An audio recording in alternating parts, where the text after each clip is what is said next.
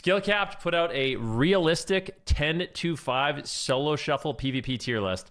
We're going to check it out. Win percentages, damage out. What does a realistic tier list look like for the casual player? There's a big problem when it comes to tier lists, and we're even guilty of it ourselves. Yes, you are. Skill Capped, Venruki, or Super Teams. Whoa, not me. I'm not guilty. My tier lists are premium. Okay? My tier lists are premium. Our rankings, we're thinking of the game from the perspective of players who want to reach the highest ratings. But the reality is that less than 1% of the PvP player base will ever achieve these ratings. Instead, during an average season, over 50% of players will be at or below Challenger, and the game that's played at Challenger and below is way different than the top 1%. Some classes that are busted at Duelist and above are statistically worse for the rest of the ladder. This is the exact problem we're trying to solve. To do this, we had hundreds of players create their own tier lists. Oh my god, I would love to see it. To be honest with you, man. I'd love to see the tier list that just random people come up with. Then analyzed a bunch of data from WoW arena logs, including win percentages, damage output, and even death rates in solo shuffle from combatant to rival ratings. We then used all of this information to make a more granular tier list all the way from S to E tier. E Because tier? the more you go in rating, the more you have to rely on the individual strengths of the spec. So with the help of data and from you, the community, we will find out what a realistic tier list looks like for the average solo player. But first, if you want to master PvP fast and hit your rating goals, then you need to check out our amazing Academy courses where we've designed every video with one goal. What the? That's my face in that thumbnail? That video? What the heck? The fundamentals that actually matter in PvP. This includes things like position, avoiding tunnel vision, how to carry with CC, or even learning the unique promise that no questions asked. Link below for an exclusive discount to get started. Check out Skill Capped. If we look at the first blood statistics between 1400 and 1800, 8 out of the top 10 specs are ranged DPS, which means if you're a caster, there's a very high chance that you will be trained every lobby. And on the flip side, melee on average are doing more damage compared to casters. So if you play ranged DPS, not only are you dying more, but there's a good chance you will have less overall impact on the game. Because of this, we have to shift the majority of our ranged tier list down, where now a lot of specs will actually be at least one tier lower with a few exceptions. Because of its low skill floor and relative strength in the meta, Beast Mastery is the only spec that moves up on our ranged tier list. What defines the strength of BM in Arena is consistent damage, where it ranks second in overall DPS for every range spec. This is you guys. Some of you guys are getting mad. What? BM Hunter's S tier? What? It is, bro. In low rated shuffles, BM Hunter is the easiest of all the ranged DPS. 100%. That BM Hunters are squishy and this would punish them at lower ratings, but going back to First Blood stats, Beast Mastery Hunter actually has one of the lowest death rates in solo shuffle. And remember, having a low death rate means less likely to be trained, which gives you more freedom to carry. Hunters are also one of the only range specs with a long duration instant cast form of CC, which together completes their toolkit and enables them to be less reliant on their partners for controlling the pace of the game. Yep. In lobbies from combatant to rival ratings, being able to effortlessly harass the enemy healer with CC is a massive benefit. And even in longer, higher dampening games, the raw damage output of BM Hunter can easily overwhelm enemy teams, making this spec a great choice for the average player. Devastation Evoker also remains a great option, despite being considered a squishy DPS with a moderately high win rate. So I don't think it's squishy. I don't know why people say Devastation like, I feel like Devastation is a literal tank. Like, its passive tankiness is like that of an SL lock. How could we possibly justify keeping Devastation on the high tiers? Looking at damage data, Devastation ranks highest on burst damage with a significant lead over other ranged specs. This should come as no surprise if you've been playing Arena this season. The Devastation burst window is arguably the scariest thing you will encounter in solo shuffle, and the sheer amount of AoE damage dealt during this time can lead to some easy wins, especially against lower rated players who are less likely to make efficient trades. And with repeated buffs to Disintegrate, Devastation is putting up really good numbers for sustained DPS. Overall, any defensive flaws of Dev Evoker are easily offset by its impressive damage toolkit, which is why it stays in the high tiers. While Demonology Warlock doesn't have a scary burst window anymore, it is essentially a pseudo BM Hunter. So this is so wrong already. Your average player will not live on 100. They will die very, very quickly. Yeah, but that's not true. I mean, if you were paying attention to the video showed mathematically that hunters have one of the lowest first blood rates. No, it's not true. The data literally is right here in front of your eyes. It's not true. You can see it with your own eyes. That hunters for ranged DPS have the lowest death rate. It's literally right there. It's a stat. We're not making it up. With both specs having similar win rates, with Demo trailing slightly behind on DPS while also having a higher death rate. Destro Warlock is also still a high tier and lower MMR. This spec might have a high death rate, meaning it's more likely to be trained. Ven being biased. This isn't even my video. Warlocks are often the most dangerous targets in every lobby, and no matter what rating you play, you're probably going to be the one getting hit all game, which is actually less of a problem compared to other casters since the overwhelming majority of Destro damage is instant cast. Warlocks in general are pretty good options for someone wanting to play a pure caster DPS. Yeah, Warlocks are OP. No surprise with that one. And have one of the strongest low cooldown defensives in the entire game, which conveniently can also be used while stunned, requiring less proactive play compared to the other specs. And this is one reason why Mage is universally worse at lower ratings. While it has an amazing defensive kit in the right hands, the class has to rely significantly more on mobility and proactive defensive play in order to survive. Yeah, way harder. We all know. Isn't their only issue. As a much more obvious problem is damage output, where every Mage spec ranks incredibly low. Frost is likely the strongest damage output. Bro, look at this. We're doing less damage than freaking Guardian Druids, man, and Brewmaster Monks. What is this shit? God, mages suck, bro. I can't wait for buffs. Every Mage spec ranks incredibly low. Frost is likely the strongest overall option for most Mage players, due to having one of the best burst windows combined with a well-rounded defensive kit, with Arcane being in a close second, being limited by its single spell school, and Fire, which is just a victim class because of Glass Cannon.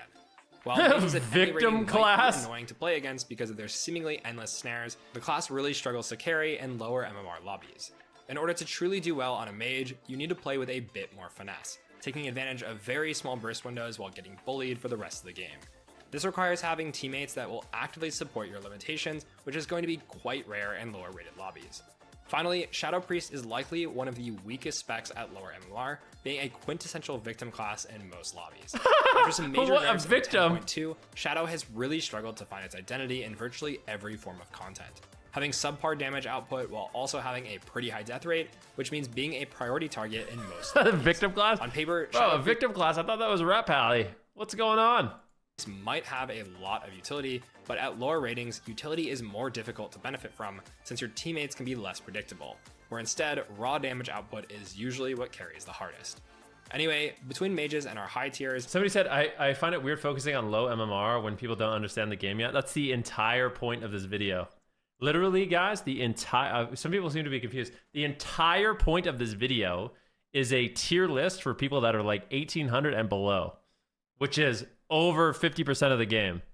You know, their thing was, we're making tier lists where it's basically just AWC players, you know, like the best players. And sometimes, like, yeah. This is basically a skill, this is like a skill floor tier list. What class is the easiest to start off with? The B tier is pretty stacked, and Augmentation Evoker is still the weakest overall at all ratings, but being exceptionally bad at low MMR. But now, let's break down the remaining specs one by one. First up is Marks Hunter, which had a rocky start to the season, but after some recent damage buffs is still a good option for most players, landing comfortably on the B tier. Marks has a higher death rate compared to BM, since it can actually get shut down while being trained by double melee. That's why Beast Mastery is generally a better option, since it suffers minimal damage loss while... Look at these nameplates, man. How can you even see the game, man? What's going... Who's... under pressure. Despite this, we still think Marks is a great option simply because of its burst damage fuck's going on here? With its great CC kit. If you can consistently land traps I can't see anything at the right times, you will climb as a Marks Hunter.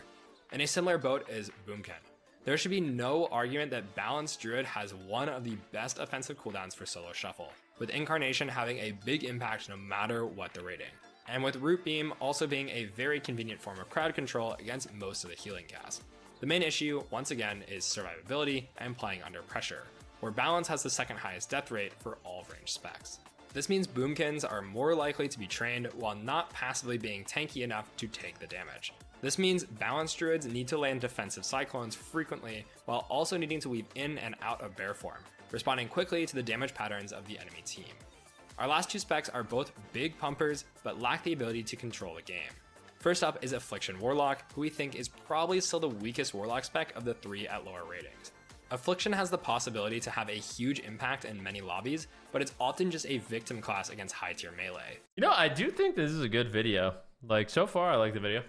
The spec has the highest overall DPS in the bracket, so far, but so this good. Doesn't always translate to wins.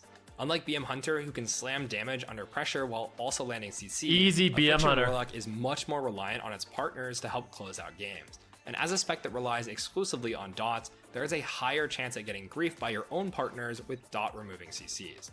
Elemental Shaman is remarkably similar, boasting impressive overall damage numbers, but easily becoming a target in many lobbies. Just like Shadow Priest, Ellie has great utility on paper, but again, at these ratings, your utility is less impactful compared to raw kill power. And this is where Elemental has a similar problem to Affliction. Sure, the spec can put on some impressive sustained numbers, but unless you want to play a gimmicky lava burst build, you'll be at the whim of your partners to close out games. With every spec covered, these are the final rankings for ranged DPS at lower MMR. All right, here it is, man. Of course, the mage specs are down there. This is what I've been trying to tell you this whole time. Like, yeah, sure. Yeah, I don't know. It's tough, man. It's really, really tough.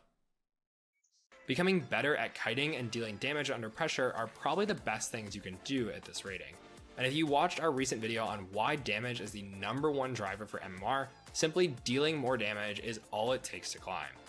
That's why at the start of each season, we also make sure to update our damage guides before anything else. Right now, anyway, most people would expect that casters have a tougher time in solo shuffle at lower ratings. It's true. But is the same true for melee? Well, not exactly. Some melee will suffer problems at lower ratings, like having weak passive defense, lower consistent pressure, or being too reliant on short burst windows to land kills. Like Windwalker. This is why it shouldn't surprise you that Havoc Demon Hunter is high on our list, joining tanky, durable melee on the high tiers, while squishier, cooldown reliant DPS will, on average, Outlaw C tier? Outlaw?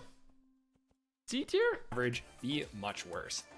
With its current strength, Havoc is a spec designed to carry by itself, having both high consistent damage, incredible mobility, and a very long burst window through Metamorphosis. This is confirmed by arena data where Demon Hunter leads in overall DPS for all melee. As we recently found out, Demon Hunters at lower ratings actually do very comparable damage to high rated players. When this damage is paired with multiple instant cast CC options, Demon Hunters can easily set up kills by themselves, locking down healer and Demon kill Hunters are targets without having freaking rely easy to as play. much. That's what we're saying, huh? DH is also one of the few melees with a complete damage immunity, which is a really big deal at lower ratings, where getting defensive support can be unpredictable. You remember when Overall, Demon Hunters you just really got can't- Netherwalk for free for no reason? Pepperidge Farm remembers. Pepperidge Farm remembers. Can't go wrong playing a Demon Hunter at any rating, especially at lower MMR where it is a powerhouse of damage ready to overwhelm enemy healers. Now you might think that Unholy DK would be better at lower MMR due to its incredible burst window, and there is no doubt that openers against DKs can be quite intense, with everyone taking loads of AoE damage. But once this big opener is over, DK damage really falls off. This can be a bigger issue in lower rated lobbies where it's now up to the DK to build pressure without relying on its cooldowns, being highly disruptive with timing precise micro CC to regain momentum. While Demon Hunters have the luxury of zooming around the map, DKs are more limited on mobility. We're gonna pause right here. Complexity that gates them from the highest tier. Unlike some of the other high tiers, Arms Warrior doesn't really excel at anything. Instead, its strength across all ratings is the fact that Arms has a good base stat across the board, with an above average win rate, good consistent damage, and a low death rate. The biggest difference between Arms and some of our other high tiers is that it comes equipped with more utility. Now we know throughout this video, we've said utility is less important at low MMR, but unlike other specs, Arms Warrior can do enough pressure on its own that any utility is just extra credit. The That's last true. spec in our high tiers is Windwalker Monk, which is actually a tier lower compared to That's awesome, Hammerrock. I'm glad you're enjoying it, right dude. now, Monk actually has the highest burst damage out of any melee. But this doesn't come for free, since its death rate is higher compared to our other tiers. While Windwalker has plenty of defensive cooldowns, they are generally lower impact compared to other major defensives and need to be used more carefully since monks have much weaker passive durability. While the rest of the high tiers include plate-wearing tanks or Illidan mini-bosses, monks can struggle with surviving unless played extremely well. Even though our top tiers are quite similar to high MMR, we see a lot of specs dropping off below, with Rogue seeing the biggest losses overall.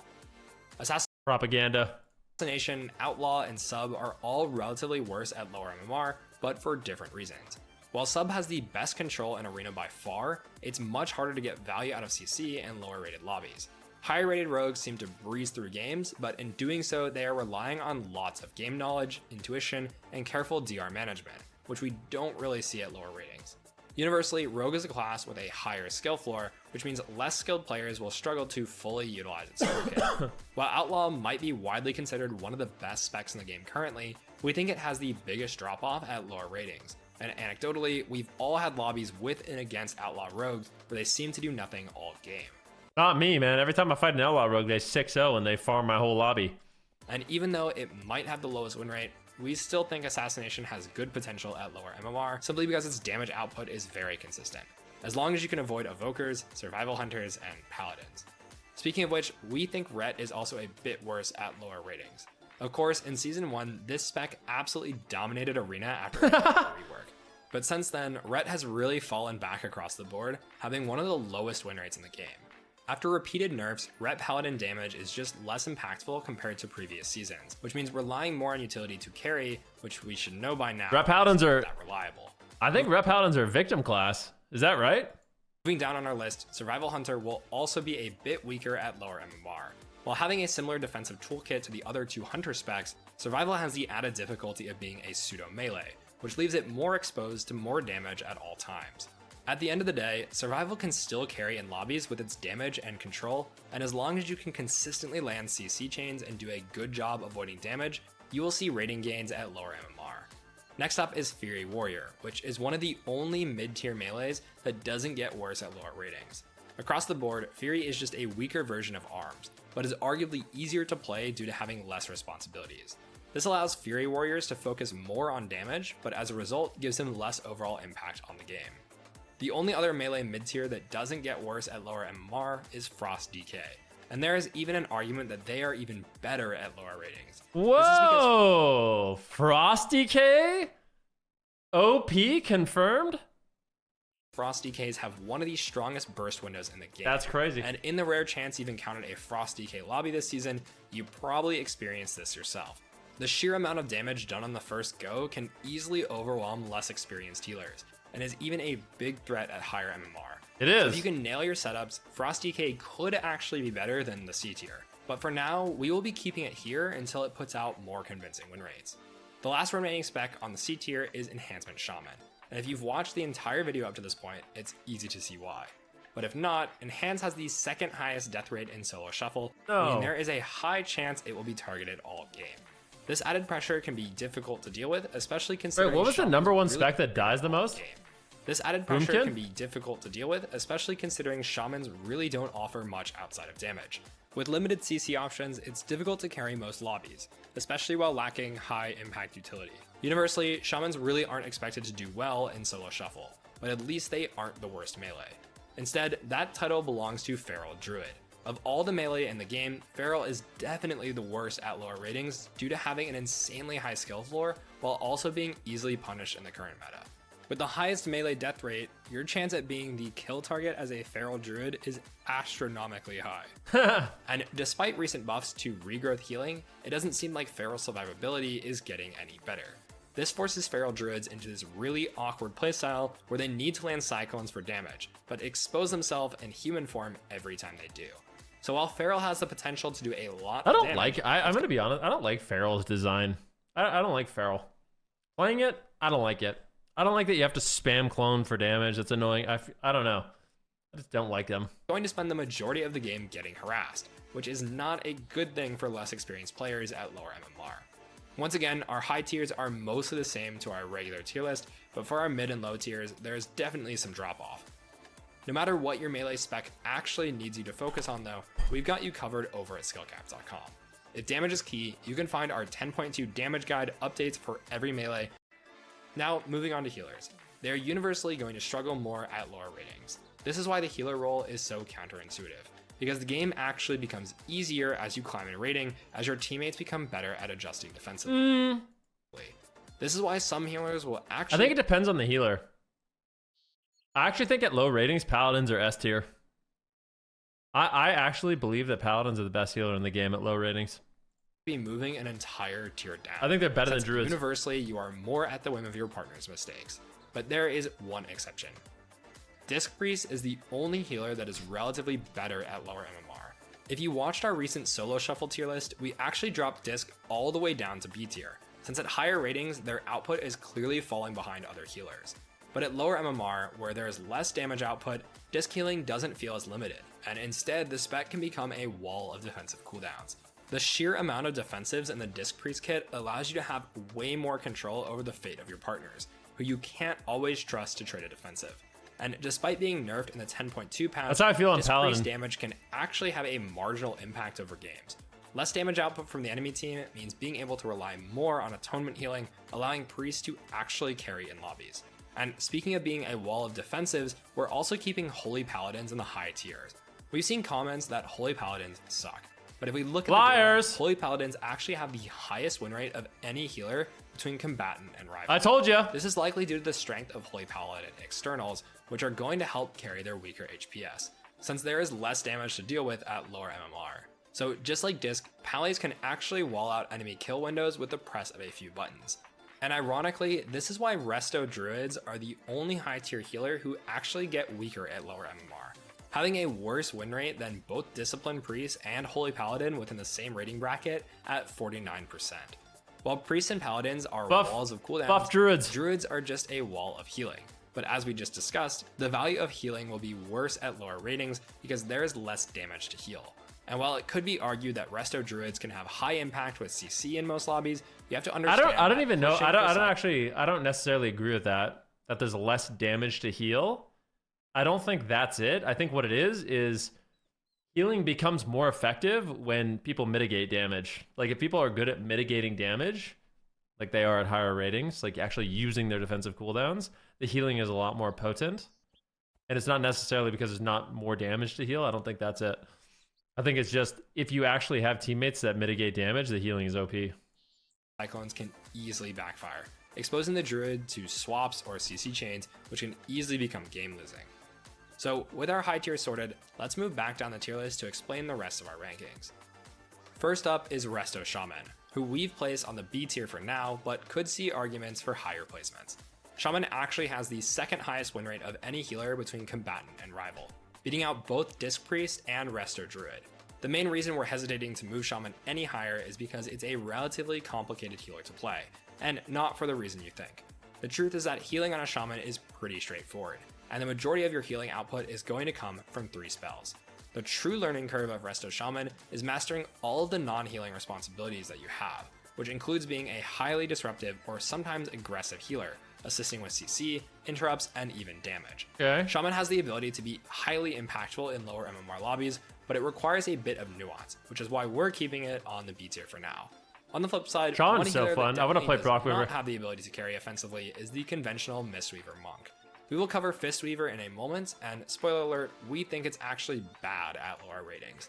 Anyway, caster monks are basically just weaker versions of Resto. Hey, this is mystical. They can wall out the enemy team with I was just playing with this guy. Outside of Life Cocoon, they really lack any high impact defensives. For similar reasons, that's why Holy Priest ranks lower than Disc. While Holy does have some strong CDs, it simply has less of them compared to Disc and is even more limited by spell schools. This forces Holy Priest to play more passively, since a single interrupt or CC chain can easily lose the game, which is why Holy can be less forgiving at lower MMR. And now you may be wondering, how could Fistweaver possibly be bad at lower ratings? I mean, Ancient Teachings was recently buffed, right? How could Fistweaver be worse if it has so much carry potential? You have to remember that Fistweaver is basically 2 roles in one. It is a melee DPS and a healer at the same time. Okay. This means you not only have to play with your team, but you are constantly exposed to CC or swaps the entire game. And as a lower rated player, these are difficult execution tests to deal with, especially since you are less likely to get defensive support. On paper, Fistweaver has the most potential out of any healer to carry at lower MMR, but that assumes it's being piloted by an experienced player. If you are just starting out as a healer in solo shuffle, what do you guys think? Fistweaver might actually be one of the worst specs to choose, since it can easily be punished without good defensive play. The only other healer that is arguably worse than Fistweaver at lower ratings is Preservation Evoker. Of all the healing specs, Preservation has the lowest win rate up to rival ratings. And if you've ever played Preservation, you can probably guess why. It is one of the easiest healers to grief. With limited range and cone-based healing, it becomes more difficult to play at lower ratings where DPS are less likely to respect your positioning. Just like Fistweaver, Evoker has a lot of potential to carry, either with CC, damage, or disruption, but probably has one of the steepest learning curves for any healer, which is why we wouldn't recommend it at lower ratings, especially for a beginner. That brings us back to our adjusted healer rankings for the average solo player. With its wall of CDs, Disc Priest, and Holy... What do you guys think about what do you guys think? Okay, so we've pretty much done this tier list at this point. What do you guys think? These is the noob tier. Sorry, I shouldn't say noob. Less experienced tier list. Do you think this is accurate? Like Affliction Warlock is easier than Frost Mage? You think it's about right? Sounds about right. By far. Interesting. Very interesting. What about melee DPS? We agree with the melee DPS too? You think it's fairly accurate? I do. Yeah, I think it's fairly accurate. And I think it's an interesting video because, like we see in a lot of tier lists, a lot of it is about here, I'll put this on. And just like the 10.2 damage updates, we'll finish the video. Spec got, we also have 10.2 healing updates over at skillcap.com for every healer spec. The evidence shows that HPS equals rating, and our healing courses take you through the A to Z of what's needed to heal, just like a rank 1 pro. No matter your class and spec though, everyone gets to enjoy our rating gain guarantee, where we promise that you will see rating gains while actively using our website, or you get your money back. Alright guys, that about does it for this one. Let us know in the comments below what you thought of this tier list. Does it feel more like the arena you experienced? We'd love to hear your thoughts. As always though, we want to thank you all for watching, and we'll see you soon. Cool. Like I said, I like that video, because I do think it's important to realize the game's different at lower ratings. And it's good to know that, you know, playing a mage, I'm playing the hardest class in the game. You know what I'm saying?